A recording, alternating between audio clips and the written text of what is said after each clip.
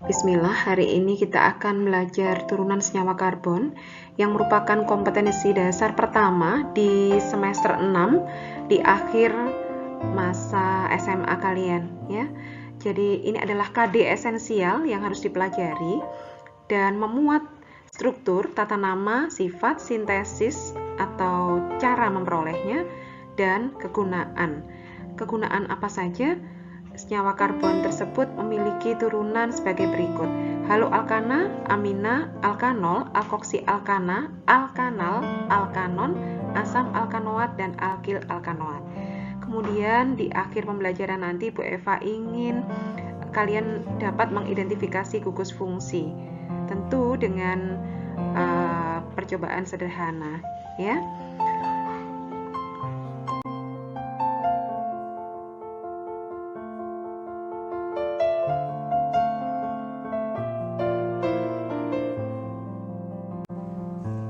Kita akan belajar turunan senyawa karbon. Jadi andai senyawa karbon itu adalah sebuah keluarga, maka dia punya keturunan atau anak gitu ya.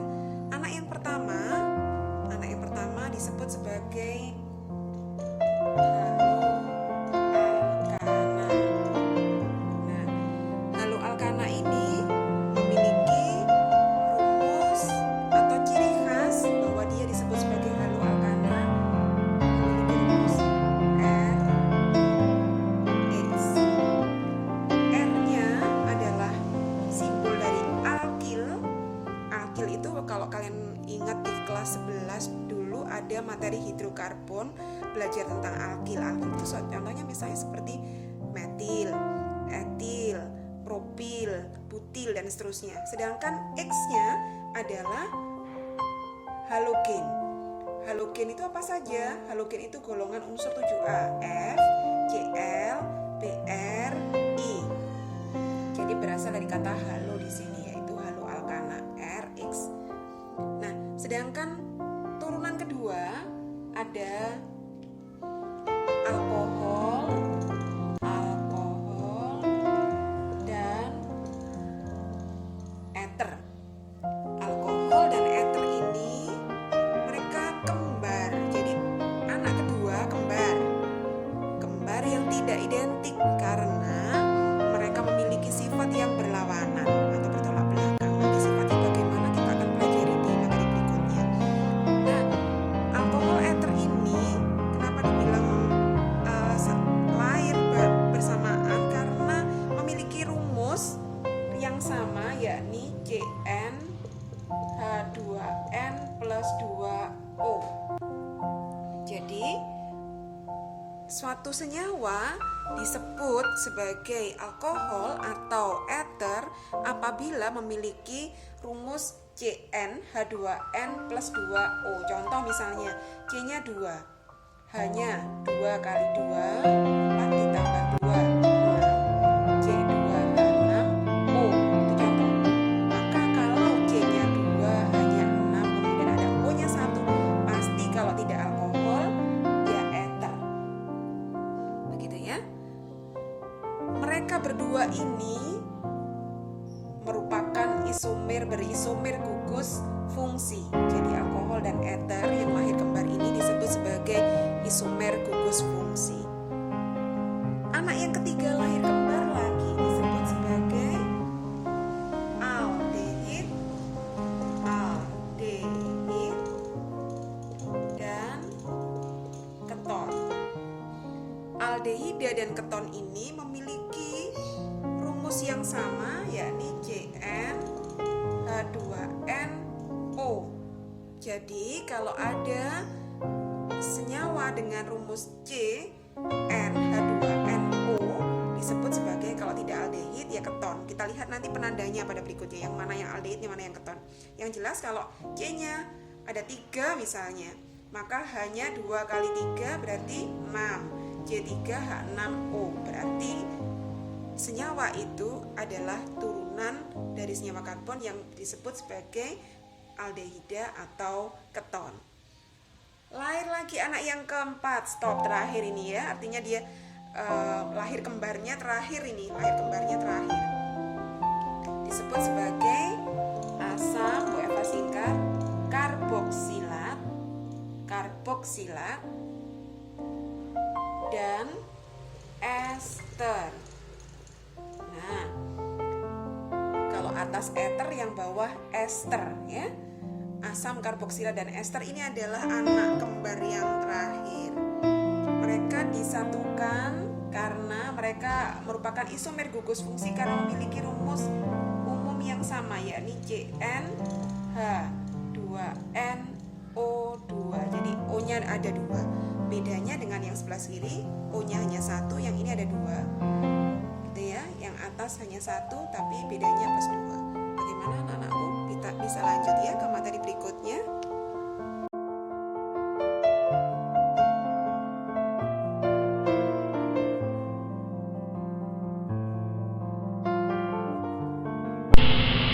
Nah, ini ada contoh struktur sederhana yang sudah dibuat oleh kakak-kakak kelas kalian dan diberi nama itu ada 2 ya, nanti akan dipelajari kenapa kok namanya berbeda dengan yang Bu Eva sebutkan di awal. Jadi eter itu nama lazim atau nama trivial dari alkoksi alkana. Kemudian alkohol itu adalah nama trivial atau nama lazim dari alkanol dan seterusnya. Jadi kalian lihat nama-nama yang tertera di struktur ini nama yang berbeda dari Bu Eva yang sebutkan di awal karena menggunakan nama trivial atau nama lazim. Sedangkan yang disebut di awal termasuk yang disebutkan pada kompetensi dasar di awal adalah nama sesuai dengan International Union of Bioapplied Chemistry atau IUPAC gitu ya. Nah, strukturnya dibuat dengan menggunakan molimut. Molimut ini model atom. Kenapa menggunakan molimut? Karena ukurannya dibuat mendekati perbandingan ukuran yang sebenarnya. Nah, warna hitam ini mewakili atom karbon. Tentu yang kelas 11 yang sudah belajar hidrokarbon sudah pernah menggunakan molimut ini. Warna hitam adalah representasi dari atom karbon. Warna putih representasi dari atom hidrogen, dan warna merah adalah representasi dari atom oksigen. Sedangkan yang hijau satu ini yang di tengah atas merepresentasikan atom halogen. Jadi halogen itu kan ada F, Cl, Br, I. Hijau ini terserah mau dianggap F, Cl, Br atau I terserah. Nah, untuk ikatannya antara atom C hitam dengan putih hidrogen menggunakan ikatan yang pendek, sedangkan atom karbon dengan oksigen menggunakan ikatan yang sedang gitu ya. Kalau dia tunggal seperti itu bentuknya. Jadi anak-anakku, sebenarnya di alam bentuknya juga seperti ini, jadi tidak lagi lurus, rantai karbonnya lurus seperti yang sudah pernah dipelajari di kelas 11. Jadi kalau menggunakan molimut ini maka bentuk senyawanya kelihatan, muncul, molekulnya kelihatan gitu ya. Termasuk juga ketika menggunakan ikatan rangkap. Karena molimut ini ada tangkai yang lentur, maka merepresentasikan bagaimana ikatan rangkap yang terjadi gitu ya. Kita mulai dari yang sebelah kiri. Nah, sebelah kiri itu eter. Eter itu ada atom oksigennya di tengah. Di antara atom karbon dengan atom karbon yang dikelilingi oleh 3 atom hidrogen. Kemudian struktur haloalkana. Nah, ada C, kemudian ada 3 hidrogen dan mengikat 1 atom halogen. Kemudian alkohol seperti itu ya. mulai dari ujung kiri boleh, ada OH, O-nya warna merah, H-nya warna putih, kemudian di tengah ada C warna hitam, kemudian mengikat hidrogen yang diikat ada 2, tidak kelihatan di belakangnya, dan yang terakhir di sebelah kanan ada hidrogen yang terikat pada atom C 3 buah. Jadi anak-anakku, ini adalah model atom yang dipresentasikan oleh Mollywood dan bentuknya mendekati bentuk di alam. Kita mulai dari tata nama alkil halida sebagai nama trivial. Alkil halida, di situ ada satu atom C sebagai warna hitam ya, maka disebut metil. Alkilnya metil. Kemudian atom Cl yang warna hijau itu disebut sebagai klorida, sehingga nama trivialnya metil klorida. Nah, untuk tata nama iupaknya haloalkana, berarti halogennya harus berakhiran O. Karena di situ Cl, maka kloro. Alkananya metana karena atom C-nya hanya 1, sehingga nama iupaknya adalah klorometana. Kita geser ke alkohol. Alkohol sebagai nama trivial dan alkanol sebagai nama iupak. Harus berakhiran alkohol pada nama trivial. Sehingga dilihat berapa atom C-nya, O2, 2 warna hitam, sehingga disebut sebagai etil. Etil alkohol, penanda alkoholnya adalah gugus OH warna merah dan putih.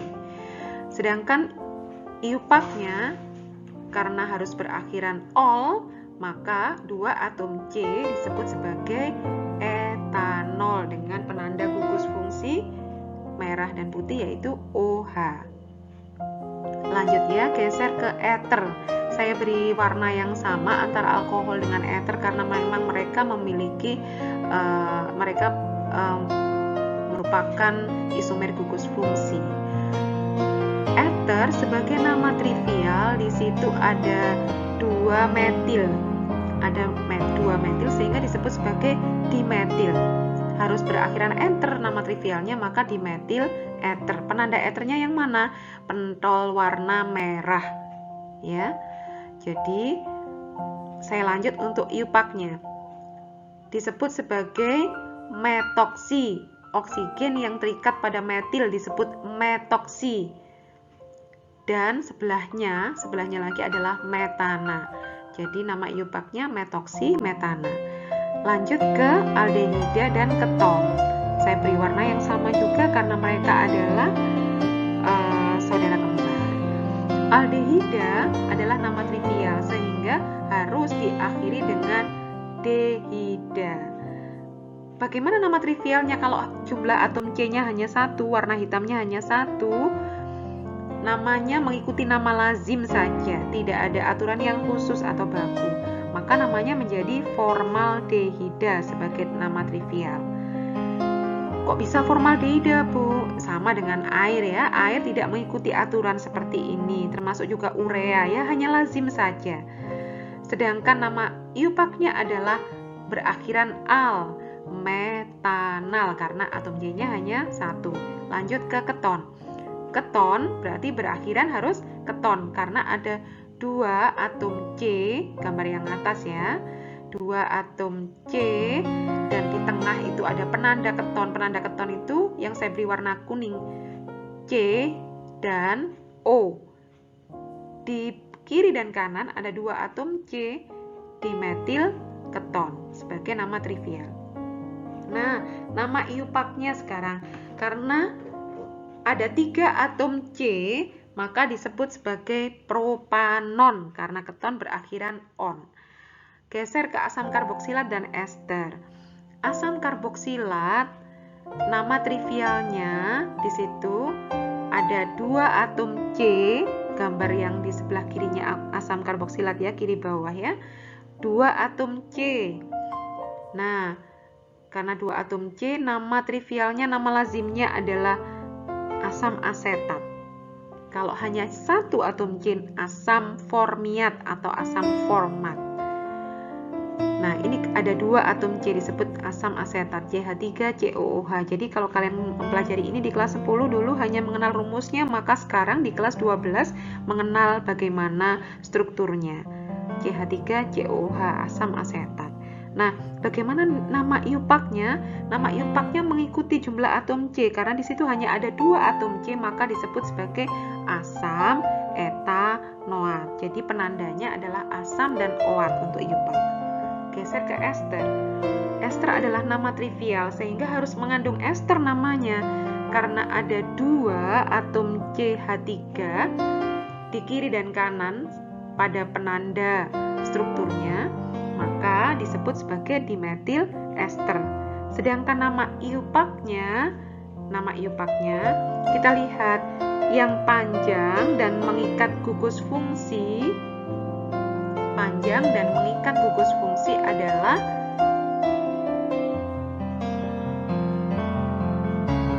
etil ya.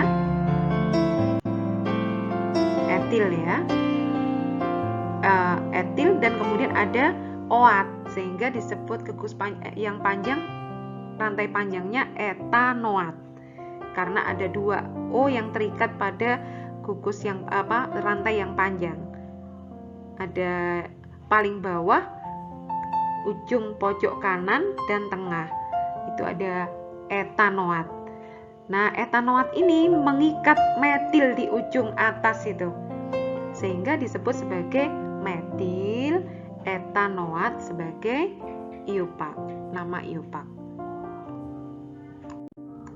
Baik, untuk evaluasi materi ini kita akan menjawab soal nomor 1 dan nomor 2 pada BSE. Nomor 1, struktur CH3 CH2OH memiliki nama trivial. Nah, ini gugus fungsinya apa? OH, penanda alkohol. Maka kalau nama trivialnya, nama lazimnya harus berakhiran alkohol, maka jawabannya adalah E, etil alkohol. Kalau etanol adalah nama iupak. Begitu ya. Jadi jawabannya nomor 1 adalah E, etil alkohol. Baik, nomor 2. Nomor 2, CH3 CH2 COOCH2 CH3. Nah, di sini ada 2 O. Gugus fungsi yang memiliki 2 O, penandanya hanya asam karboksilat dan ester. Bedanya kalau asam karboksilat selalu berakhiran COOH. Sedangkan di sini tidak berakhiran COOH, tapi berlanjut ada rantai atom karbon yang lain. Maka gugus fungsinya adalah ester. Maka jawaban nomor 2 adalah C. Bagaimana anak-anakku?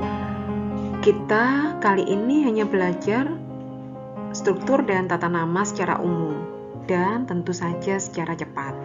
Karena itu Bu Eva berharap kalian tidak lelah mengulang, tidak jemu berlatih secara teliti dan hati-hati di semua sumber yang bisa kalian explore, dan tetap jaga kesehatan ya. Seperti biasa Bu Eva tunggu di Google Classroom bagaimana resume dari pembelajaran hari ini.